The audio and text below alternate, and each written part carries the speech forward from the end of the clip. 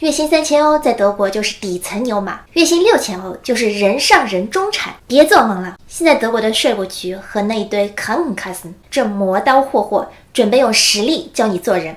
无论你是刚入职的小白，还是发际线后移的经理，2026年都要被狠狠收割。今天带你看清为什么在德国努力改写不了命运。先说月薪3000欧，是不是听着还行？但在德国这笔钱到你账上得先腰斩。单身没娃，你拿的就是1级税卡。这里要科普一下，1级税卡的真正含义是孤独，意味着你没有配偶可以分摊，没有孩子可以抵税。在国家眼里，你就是个没有任何减税 buff 加持的裸奔韭菜。扣完税，扣完社保，你到手差不多2080欧元。在慕尼黑，如果你不想早上跟室友抢洗手间，那 Einzimmerwohnung 暖租至少1000欧没了。当年那张49欧的德国神卡 Deutschland Ticket 2026年涨到了63欧，剩下的1000块吃饭、网费、手机费、社交等等等等，月底能存200欧的都是狠人。在这个档位，你不需要考虑理财，因为根本没财可理。你快乐的源泉是 RD 下午4点以后的打折区，还有楼下土耳其人店里7欧一个的 dinner。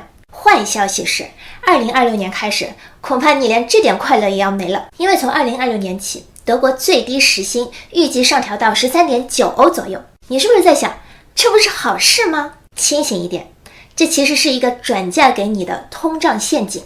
为什么你涨了工资，却反而更穷了？很多打工人有个误区，觉得时薪14欧，老板就真的只掏了14欧。错，大错特错。在德国，每个员工背上都背着一个隐形背包。当老板给你发14欧元时薪的时候，他的实际每小时用工成本往往在22到25欧之间。这时候，服务行业传说中的3倍法则来了。如果人工成本每涨1块钱，作为顾客，你往往要多付3块钱才能覆盖终端涨幅。所以，本来7块钱一个的 dinner 涨到了10块钱，都快要吃不起了呢。你发现自己涨的那点工资还没有捂热，就全为了通胀，这就叫被动致贫。这时候你会说，那我努力卷到月薪6000欧不就好了吗？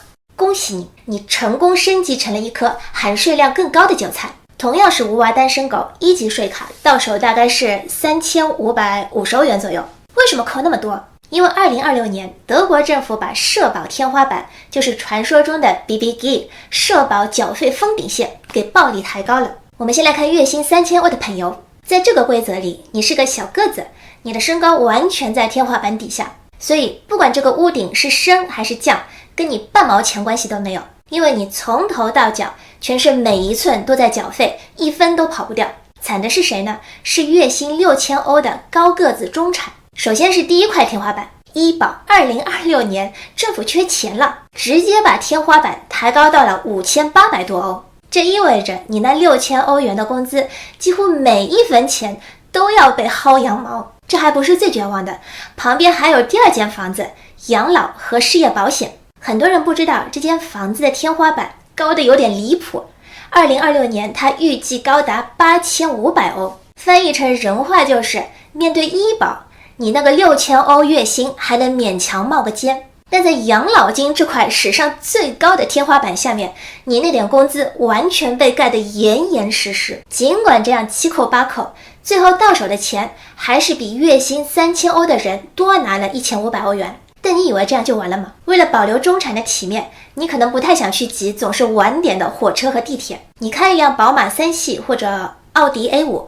你觉得我有通勤补贴 Pendler 跑下来能回血。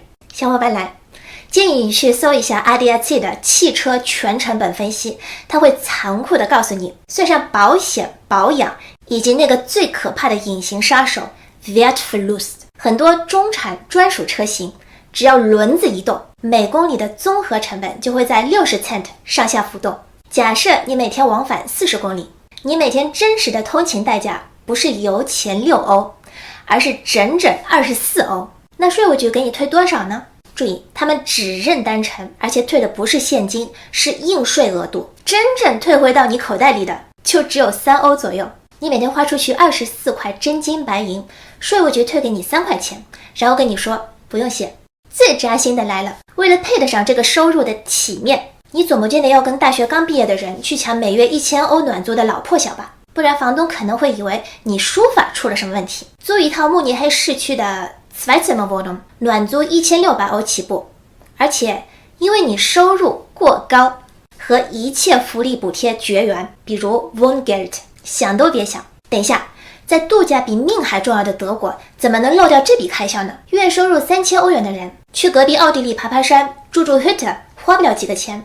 但你就不一样了，月薪6000欧元的你，每天面对高压工作，如果一年不去个2次意大利，不滑1次雪，都觉得对不起你自己。你的人设会崩，你的心态也会崩，而且为了维持体面，你还不能住青年旅社，还得住像样的酒店。算一笔最保守的账，一年2次正经度假，夏季和冬季，再加上几个长周末，机票、酒店、吃饭，一年3000欧，仅仅是起步价，摊到每个月又是250欧元没了。来，咱们最后算个总账，3550欧税后减去1600欧房租，减去750欧养车真实成本，减去600欧伙食费。还记得我们刚才说的3倍法则吗？那10元的 dinner 可不会因为你是中产就给你打折，物价的镰刀众生平等。再减去250欧度假，月底一看余额350欧，格局就此打开，既没穷到能领社会福利，又没富到有闲钱买房。最后你大概率会在 Aldi 的打折区跟那位月薪3000欧的小伙伴顶峰相见。在2026年的德国，千万别指望跨越阶层，德国社会就是个强迫症管理的韭菜园，韭菜长得矮小，国家给你是非保命；韭菜长得高大，镰刀给你一刀削平。一家人嘛，就是要长得整整齐齐的。我是小雨，下次见。